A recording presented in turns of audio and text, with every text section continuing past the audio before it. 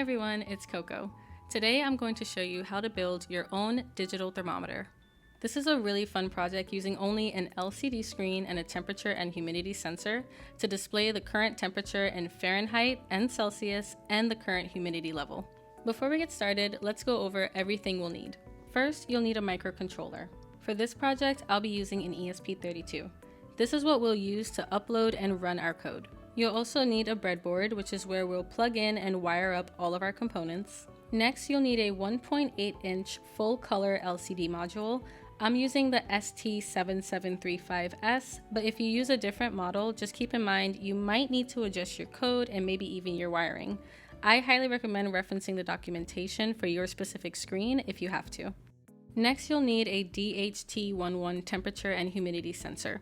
Just a little heads up, it's not the most precise sensor out there if you're building something that you intend to be a final product.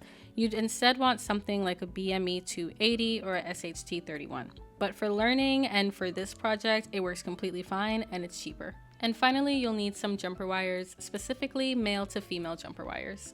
Now that we have everything we need, let's wire up our project. For this project, I highly recommend you take your breadboard and you turn it horizontally instead of using it vertically. The first thing we're going to do is wire up our screen to the microcontroller. If you look at your microcontroller, you'll see that each pin is labeled with a number, a letter, or both. Pins labeled with voltage, like 3.3V or 5V, deliver power to our components, like our screen. And pins labeled with G and D are ground pins, which give our electricity a safe space to return back to after it flows through a circuit. Pins labeled with numbers like 15, 2, 0, and 4, or maybe on your microcontroller you might see something like D1, D2, or A1 and A2, are called GPIO pins, which are used to send data back and forth between the components and the microcontroller. Now, if you take a look at your LCD screen component, you'll see pins labeled VCC and G and D, which connect to power and ground, along with pins like DIN, CLK, DC, and RST, which all handle data and control. Your screen might have slightly different labels or fewer pins, but the rule is always the same. VCC connects to power, G and D connects to ground, and the rest connect to GPIO pins. Using my jumper wires, I'm going to connect VCC to 3.3 volts, G and D to a ground pin, DIN will connect to pin 14, CLK will connect to pin 27, CS to 26, DC to 25, RST to 33, BL to 32. Now, if you want to, you can leave your screen connected a little loose like this, but I like to tape it to the breadboard to consolidate the project and make it a little more uniform.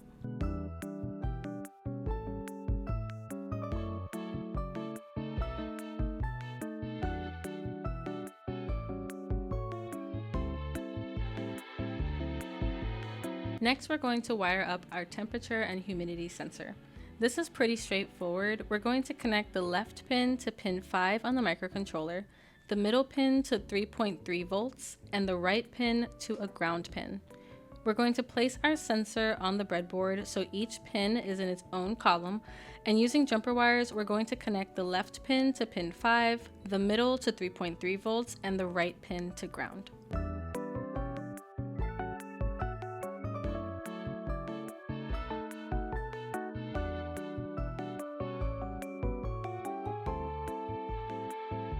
Now that everything is wired up, it's time to write some code. We're going to start by making a new project in the Arduino IDE. Make sure the correct board is selected. Before we begin, we need to install something called a library. A library is a collection of pre-written code, so you don't have to write all of your code from scratch for certain components. In this case, we're going to download libraries so we can easily write code for our LCD component and our temperature and humidity sensor. Click on the library icon on the left, and you'll want to install 3 libraries. Adafruit GFX for shapes, texts, and fonts for our screen, Adafruit ST7735 and ST7789 so you can write code for your specific screen module. Again, if you have a different screen module, you'll have to find the one that matches yours. And finally, DHT11 so we can easily read data from our temperature and humidity sensor. Within the code, let's start by setting up our screen. First, using #include, we're going to add the 2 libraries for the screen to our code so we can use them. Then we're going to specify which ESP32 pins the screen wires are plugged into. If you remember, these are the pins that we connected to the communication pins on our screen. CLK, for example, stands for clock, and we connected it to pin 27. Then we're going to specify the screen size. My screen width is 128 pixels and the height is 160 pixels. Next, we're going to create a screen object using the Adafruit ST7735 library. We're giving the library the pins being used to connect to the screen so it knows how to communicate with it. Now to actually apply these, we're going to set up the screen and turn it on in our setup function. The setup function runs one time when the device first turns on. In this case, we're going to use our setup function to turn on the screen once the microcontroller is first plugged in. This pin mode line means the backlight pin, which in this case is pin 32, is going to send signals to the screen component, which is true because we need to do this to turn it on, which is exactly what we do here on the next line using digital write. Digital write uses the pin and the value high to send power to the screen and turn the backlight on. If we wanted to turn it off, we would have set it to low. This line that starts with screen is using the pre-written code from the Adafruit ST7735 library to start up the screen. It's handling things like how the screen should interpret color, telling it to leave sleep mode, how it should manage its memory, etc. I won't go into this too much here, but if you'd like to learn more, I'll leave a link in the description box below to the documentation. And finally, this screen.setRotation line sets the screen to portrait mode. Now that our screen is set up, let's set a background color for our project. First, right below the screen pins, we'll create a variable called background_color and pass in the color we want in hexadecimal format. I want a pink background, so that's the hexadecimal I chose, but you can choose whatever color you'd like with a color picker. Next, within our setup function, we're going to add 3 lines under the set rotation line. Both of these lines tell our screen to read the colors in the normal red, green, and blue order. And finally, this fill screen line fills our screen with our chosen color. To test this out, you should build your project to make sure there are no errors and upload the code to your microcontroller. Once you do, this is what it should look like. The screen should be filled with the background color that you chose, which is great confirmation that your screen is working and you set it up properly. Now that we know that that's working, let's add some text to our screen.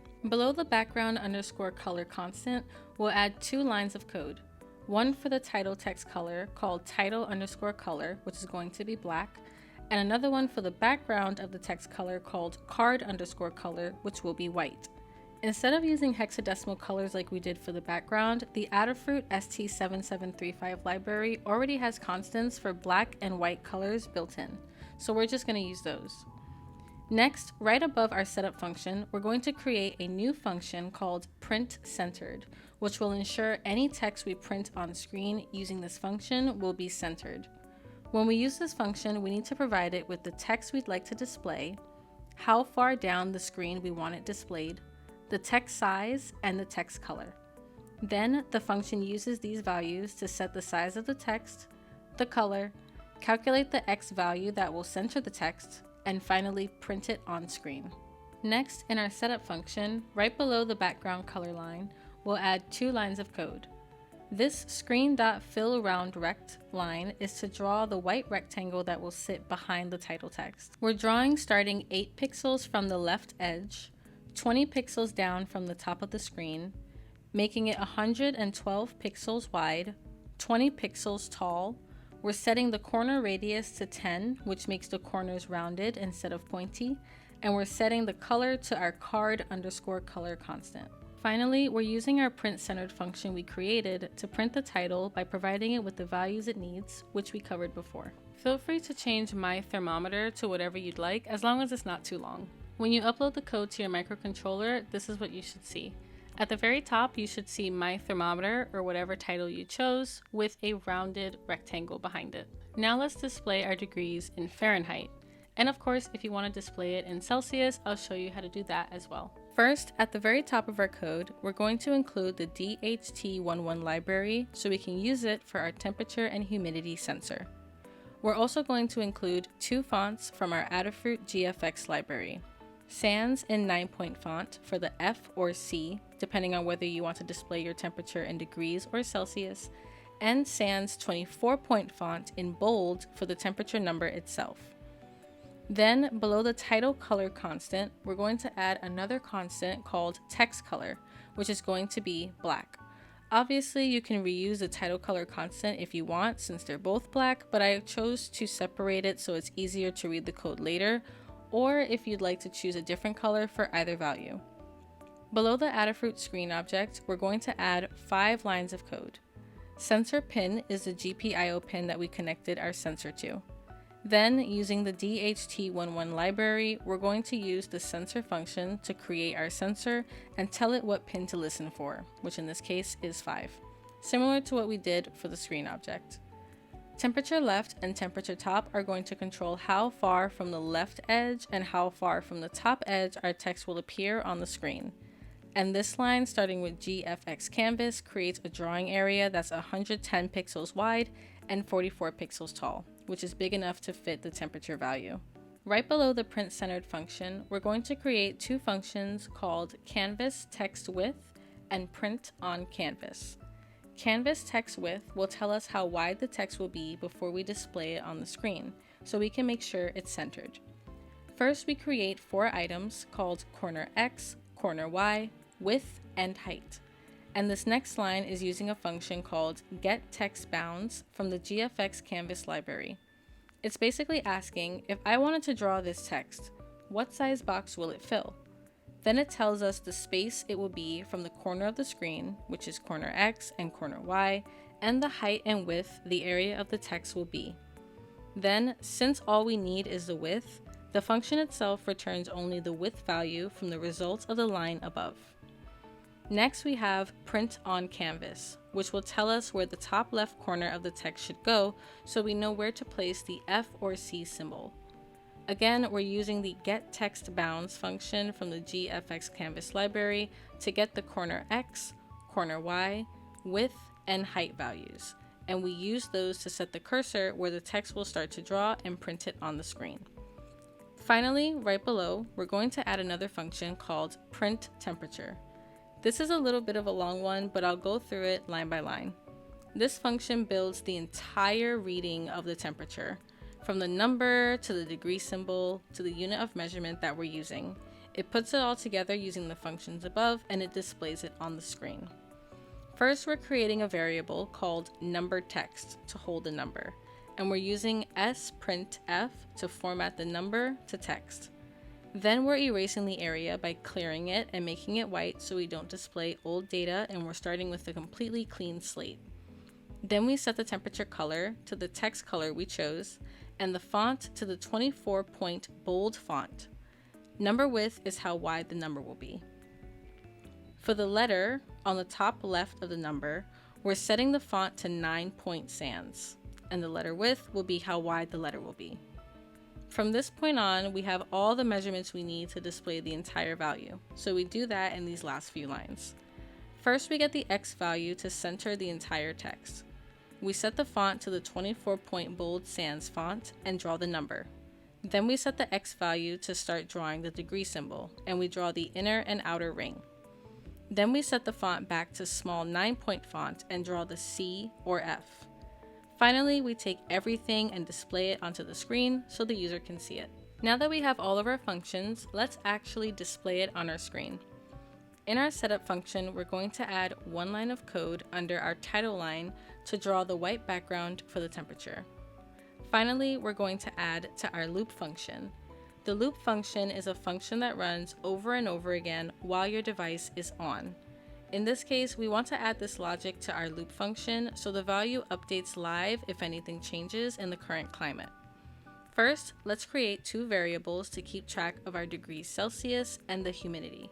Below that, we're going to add an if statement that reads, if the sensor is able to read the Celsius and humidity values, which means it's currently working, convert the degrees to Fahrenheit and display it on the screen. Then we add a delay 2000 so it can reread the temperature of the room every 2 seconds, or 2000 milliseconds. and update the text live if needed. If you want to have this main area display in Celsius instead of Fahrenheit, the sensor actually does this by default. So you would completely remove the Fahrenheit line and change the print temperature to Celsius in all lowercase, comma, and a capital C in quotation marks. When you upload your code to your microcontroller, this is what you should see. You should see the current temperature of your room in big, black, bold font. Now let's display the temperature in the opposite metric on the bottom right corner of the screen. Underneath the temperature canvas, we're going to add 4 lines of code. This constant is for the degree symbol. For this part, we're not using custom fonts like we did for the main temperature display. Instead, we're using the built-in font that comes with the Adafruit GFX library. This built-in font already has a degree symbol that's identified by the number 248. Bottom row left and bottom row top is how far from the left edge and how far from the top edge the value will be displayed. And this line creates the bottom row canvas, which sets up a drawing area that is 110 pixels wide and 12 pixels tall. Under the print temperature function, we're going to create a function called print small temperature. We're going to use the variable text to hold the degree value, and use sprintf to add the degree symbol and the unit, C or F, next to it. Then we fill the area with white, so we start with a clean slate and we don't write over old data. Set CP437 to true so we can actually show the degree symbol. The font will be set to the default font. The text size will be set to 1. We set the text color, set the cursor to the starting point where the small temperature text begins, print the text, and finally display everything all together on the screen. Finally, in the loop function, within the if statement, we're going to add 1 line to print the small temperature in Celsius. Or if it applies to your project, the small text will be in Fahrenheit by changing Celsius to Fahrenheit and the F to a C. At this point, if you upload your code to your microcontroller, you should be able to see the current degrees in the opposite metric on the bottom right corner of the screen. Now the only thing left for us to do is to display the humidity on the bottom left corner of the screen. Before we do anything, we're going to go back to our print small temperature function, and we're going to remove the part where we actually display the small temperature on the screen. This is because we want to make sure we have both the humidity value and the small temperature value to display them at the same time. Under the print small temperature function, we're going to create our very last 2 functions called print humidity and show button row. Print humidity will draw the humidity value on the bottom left of the screen. For this function, we're going to give it a number, which will be the percentage, and we'll use sprintf to add an H colon in front of it. Then we set the font of the humidity to the default font, set the text size to 1, set the text color, set the cursor to the position where we'll draw the humidity, 5 pixels from the edge and 2 pixels from the top of the bottom row area. Then we print the text.